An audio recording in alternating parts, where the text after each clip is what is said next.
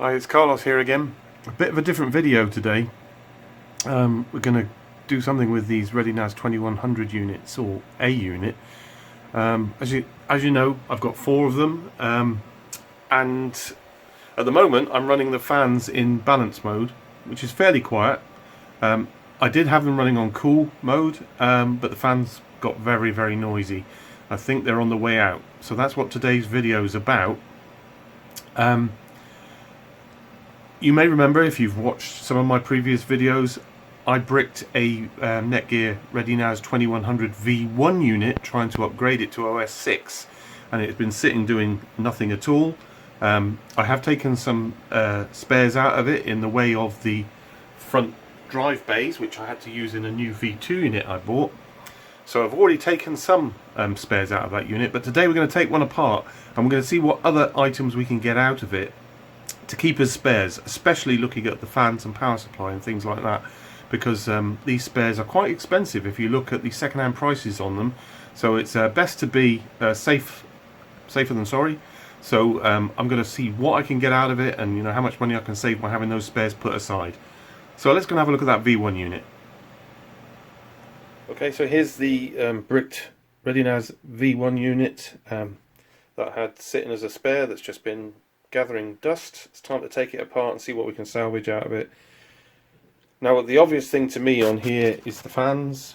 I think these are joined in pairs, but there's 6 in here, and I'll see why we want to get those out and potentially keep those for use in the future because of the price that it costs to get these replaced. Obviously there's the power supply we can look at. Getting that out, I'm not sure about whether we can get any network card out. I've never opened one of these units, so I have no idea what the motherboard and the structure of the other components is inside, whether that's removable or not. All I'll say is I'm interested in the network ports, because on the back of one of my V2 units you can see that one of the LAN lights is not working. I've checked all the configuration. They're both set up, both ports are set up the same, so I can only assume there's some sort of fault with that LAN port. So if we can get this one out and replace it in the faulty one, and see if that helps things, that'll be good. Just bear with me while I try and put this down on the desk so we can have a look what else we got. The other obvious thing is the rack ears. If I'm not going to use those, they sell quite easily on eBay. You can usually get about between 12 and 15 pounds a pair, I think, for those. There seems to be a demand for those out there, so I'll be taking those off. I think all my units have rack ears on, but if these are better than the ones that are on there, I'll swap them over. And then, as you can see, all the drive caddies are gone from this unit already, because I bought a V2 unit without any drive caddies and had to use these on that. So first thing we're going to do is we're going to take this back portion off, because I think that gives us access to everything at the back of the motherboard behind the drive trays, and we'll be able to see what's inside then and what we can get out and take out. So I'll take that cover off and we'll have a look inside. Okay, that was fairly painless, just 5 screws and the top cover comes off, exposing the inner workings. The first thing I see is disappointment on the network card side. Yes, it's part of the motherboard, which is totally useless to us, so we're not going to be able to salvage any of that. We've got a CMOS battery that might be worth keeping, and then we've got 1 stick of memory. Not sure what size that is, but we'll take that out and see what that identifies itself as. And I'm not sure if the V2 units have 1 slot or have a further slot. I've seen some models with half a gig in and some models with 1 gig in. So not sure if I'll be able to utilize this in another V2 unit to give it some more memory, but we'll have a look.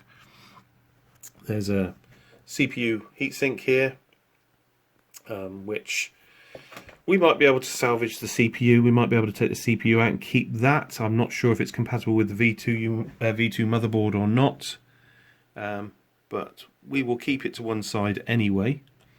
Then of course we've got these fan pairs. So you can see there's 1 pair, 2 pairs, and 3 pairs, which we're going to take out, and hopefully they will very easily disconnect from the motherboard, and we retain those because they might come in useful if we get some really excessive fan noise when a set goes on one of the V2 units. And then of course the power supply. Not sure how that comes out yet, but it looks like it would make sense to try and get that one out first, so then we can get the fans out. There might be some cables that will be worth keeping, but I think that'll be about it. So I'm going to get some anti-static bags to put all these components in, and then we'll start removing them. Okay, that's the power supply out. It was a little bit more difficult than I thought, and I did think I was going to have to try and get this other cover off to get it out. I did unscrew it, but found it just would not budge at all, so persevered with a smaller screwdriver. But one of the screw mounting holes is right under the lip, so it was difficult to get a screwdriver in there, but I managed with a pair of pliers and a small screwdriver to get it out. There were connectors to the switch and the power inlet, and of course the motherboard connector, as you can see, and the switch and inlet connectors had a bridge cable as well, and you can see, don't even see, it was absolutely filthy in there. Really disgusting.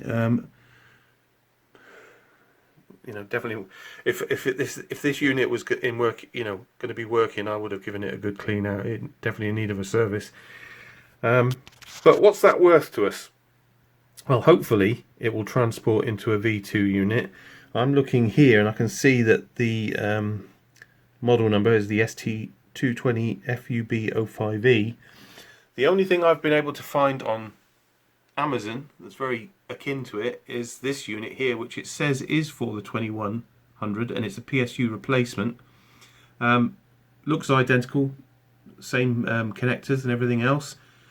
These are starting at £67, so that's what that's worth to us, because I know it is working, because this unit has been fired up several times in the past.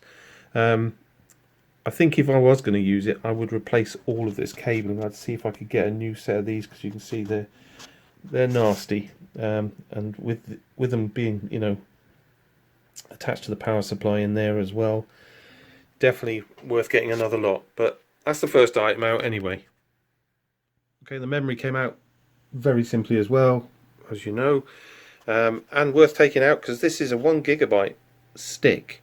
So if I've got a V2 unit that's only got half a gig in it, and there's only one slot, I could replace this in there. So I'm going to do a bit of investigation in the software for those 4 ReadyNAS units I've got, and see which one of them is running on half a gig, and maybe take it out and upgrade it. So what is memory worth to us? Well, there wasn't a lot of options on eBay really for that type of memory. In fact, I couldn't find anything that matched at all. Various 1 gig sticks, I have no idea if they're compatible or not. So that's worth having and worth keeping. Okay, the heatsink came off the CPU, very easy. Might be worth keeping that. I don't know why, but I'm not going to throw it away. The CPU doesn't look like it'll come out at all. There's no branding or marking on it, and it looks like it is actually part of the motherboard and can't come out. So I'm not going to worry too much about that, but we'll take the CMOS battery out and keep that. Okay, and there's the 3 fan units, and they were very easy to take out as well. They've all got different length cables, so obviously you can only utilise these as replacements for either the far side, middle or right hand side units, because all the connectors are next to each other on the motherboard there. But that's as far as I'm going to go with this. I could be pedantic and I could take out these 2, the switch and the power supply, but I'm not going to go that far. I'm not going to bother with the back plane because I don't know how compatible that would be with a V2 unit. Probably not at all. The rest of it is just the motherboard. So that is all going to be, I'm just going to put the lid back on again, and that is going to go to the tip at some point and join the rest of the unloved computer hardware in the skip there. But we've done quite a good job there. Let's have a look at pricing of fan units, because I've not been able to find any on eBay at all. So spares on eBay for fans are pretty non-existent. I have found that there are some Sunon replacement ones, and they're going for about $50 a pair. So, you know, there's $150 worth of fans here, working fans, if they're $50 a pair to buy, to replace. So that was worth doing, worth keeping. As I say, I have got some excessive fan noise when I'm running in cool mode on 1 or 2 units, and if I can identify which fans they are, I might open them up and test if these are better. That should be fairly easy to do by just, you know, unplugging the existing units on the motherboard and just seeing what happens. So that's the plan with those, but it's been a worthwhile operation, I think. You know, this unit I think I bought for about £100, if I remember correctly. So, you know, I'm pretty sure we've got the same amount of spares out of there. So it was well worth doing rather than just throwing the whole thing in the bin.